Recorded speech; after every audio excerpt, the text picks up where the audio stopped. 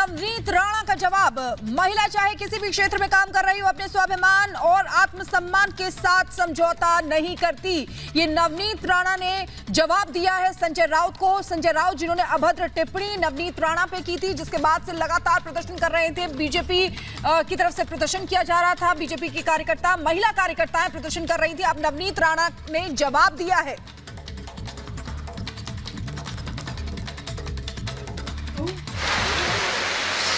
आणि ती नाची जी आहे कोणी तिच्याशी नाही आहे, डान्सरशी नाही आहे, बबलीशी नाही आहे। ही लढाई मोदी विरुद्ध महाराष्ट्र आहे, लक्षात घ्या।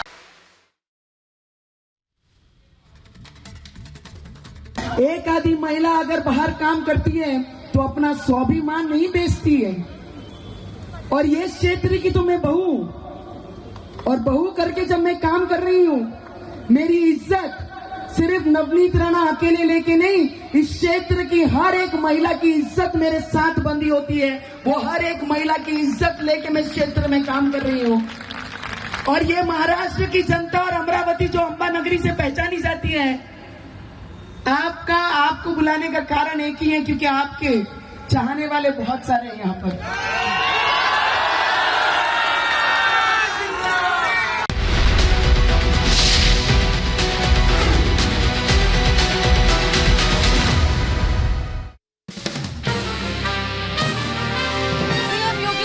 राजस्थान के चित्तौड़गढ़ में किया रोड शो में उमड़ा समर्थकों का सैलाब। रोड शो के दौरान सीएम योगी पर बुलडोजर से बरसाए गए फूल। सीएम योगी ने हाथ हिलाकर किया जनता का अभिवादन स्वीकार।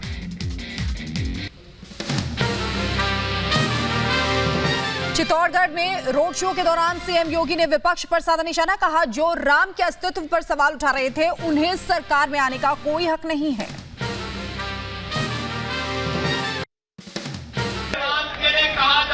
कि राम पैदा ही नहीं हुए, हमारी आस्था के साथ खिलवाड़ किया जाता था। बहनों और भाइयों, जो हमारी आस्था को सम्मान नहीं कर सकते, उन्हें सत्ता में आने का कोई अधिकार नहीं होना चाहिए। रामनवमी पर पश्चिम बंगाल में हुई हिंसा पर यूपी के मुख्यमंत्री योगी आदित्यनाथ का बयान। कहा, रामनवमी के दिन बीजेपी शासित राज्यों में शांति से रैली निकाली गई, वहीं बंगाल में रामनवमी की शोभा यात्रा पर हमले हुए। राजस्थान के कोटा में अमित शाह ने भरी हुंकार। कहा, एक तरफ मोदी जी देश सेवा कर रहे हैं, एक और राहुल विदेश यात्रा करते हैं। एक और ये थाईलैंड जाने वाले, छुट्टी लेने वाले नेतृत्व है, और दूसरी ओर 23 साल से मुख्यमंत्री प्रधानमंत्री नाते दीपावली के दिन भी देश की सरहदों पर जवानों के साथ रहने वाला नरेंद्र मोदी। महाराष्ट्र के परभड़ी में पीएम मोदी ने आतंकवाद पर दिया बयान। कहा, पहले अखबार में आतंकी हमले की खबरें छपती थी, अब देश की सभी सीमाएं सुरक्षित है। नया भारत आतंकियों को घर में घुसकर मारता है। आतंकी हमलों का डर, आए दिन बम धमाकों की खबरें, हमारे वीर जवानों की शहादत की पीड़ा, यही छाया रहता था। पीएम मोदी ने उद्धव ठाकरे पर साधा निशाना। कहा, पालघर के साधुओं की हुई हत्या का मजाक उड़ाने वालों को महाराष्ट्र में जगह मिलनी चाहिए या नहीं। पीएम मोदी ने कांग्रेस और उद्धव ठाकरे पर किया हमला। कहा, पिछली सरकार याकूब मेमन की कब्र संभालने में व्यस्त थी। इन लोगों ने महाराष्ट्र और मराठवाड़ का विकास तो नहीं होने दिया, लेकिन कांग्रेस और नकली शिवसेना की पिछली सरकार याकूब मेनन की कब्र संवारने में व्यस्त थी। स्मृति ईरानी ने राहुल गांधी पर किया हमला। कहा, अमेठी को छला, वायनाड की बारी है, अब किसी और सुरक्षित सीट से लड़ने की तैयारी है।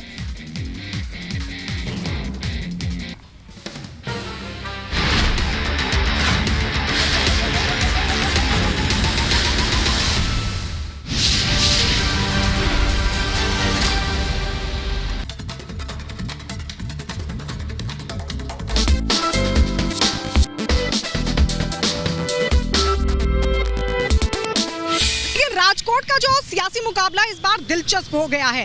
एक तरफ बीजेपी ने उतार दिया पुरुषोत्तम रुपाला को, तो वहीं दूसरी तरफ कांग्रेस के परेश धनानी चुनावी मैदान में उतर आए हैं।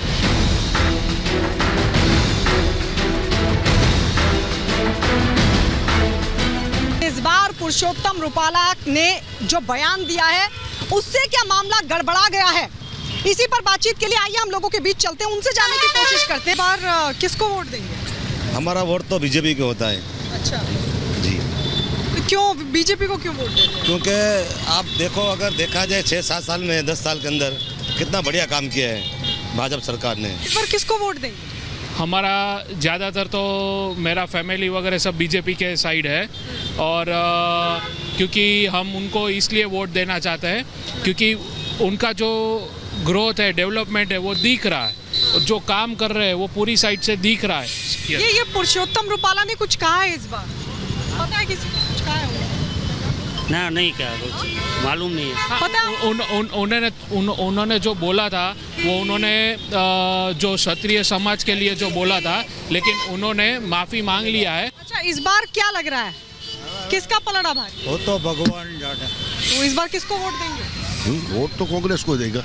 वोट कांग्रेस को देंगे। अच्छा, आप बताइए क्या नाम है भैया आपका? कान्हा भाई।